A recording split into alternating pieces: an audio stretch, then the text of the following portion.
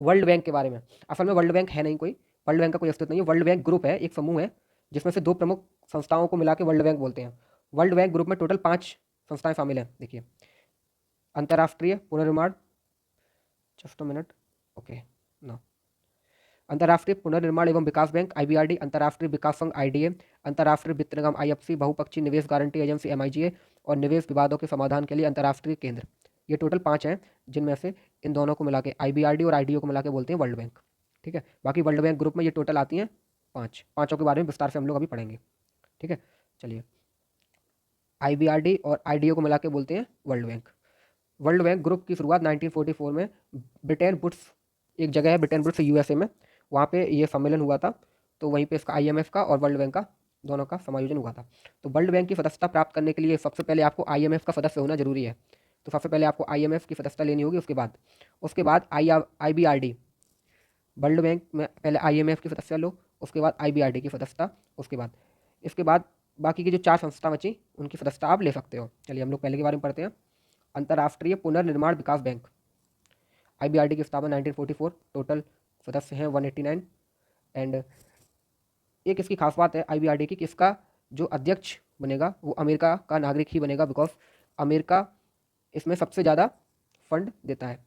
ठीक है, वित्तीय संसाधनों में सर्वाधिक हिस्सेदारी यूएसए की है, दैट इज़ वाई।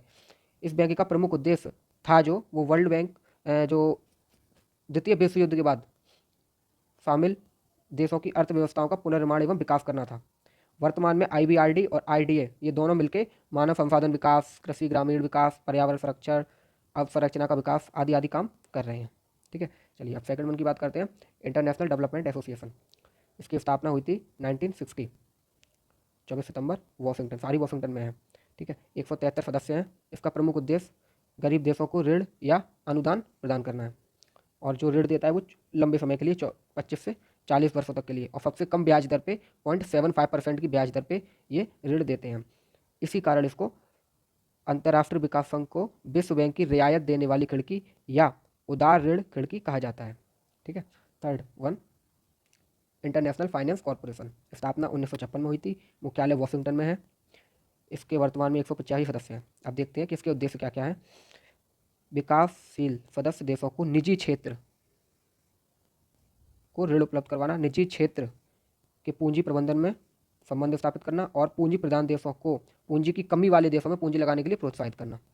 ठीक है, इसके द्वारा निजी कंपनियों को ऋण प्रदान करने के उद्देश्य से अंतर्राष्ट्रीय पूंजी बाजार में बॉन्ड जारी किए जाते हैं। जो बॉन्ड भारत में जारी किए जाते हैं उनको बोलते हैं मसाला बॉन्ड, और जापानी मुद्रा में जो जारी किए जाते हैं उनको बोलते हैं सुमराई बॉन्ड। ठीक है, अब हम लोग पढ़ते हैं फोर्थ वन, बहुपक्षीय निवेश गारंटी एजेंसी, स्थापना 1988, वॉशिंगटन, ऐसी नो, 182 मेंबर्स, और इसका प्रमुख उद्देश्य है एफडीआई को बढ़ावा देना, देशों में जाके एफडीआई, और एफडीआई निवेश के लिए बीमा भी प्रदान करती है। ठीक है, पांचवी बात करते हैं आईसीएसआईडी, स्थापना 1966 में, हस्ताक्षर करता है इसके 154 देश। इसका काम क्या है, निवेश विवादों के समाधान के लिए अंतर्राष्ट्रीय केंद्र, अंतर्राष्ट्रीय निवेश विवादों के समाधान के लिए समर्पित विश्व की अग्रणी संस्था है। ठीक है, जिसे निवेश विवादों के समाधान के संदर्भ में, हम लोग भारत के संदर्भ में बात करते हैं। भारत ने केवल इसको छोड़ के, जो ये है ना, इसको छोड़ के बाकी बाकी चारों की मेंबरशिप ले रखी है। भारत आईबीआरडी और आईडीए दोनों से ऋण अनुदान प्राप्त करता है। विश्व बैंक द्वारा भारत एवं पाकिस्तान में मध्य हुए 1960 में सिंधु जल समझौते में मध्यस्थता की गई थी।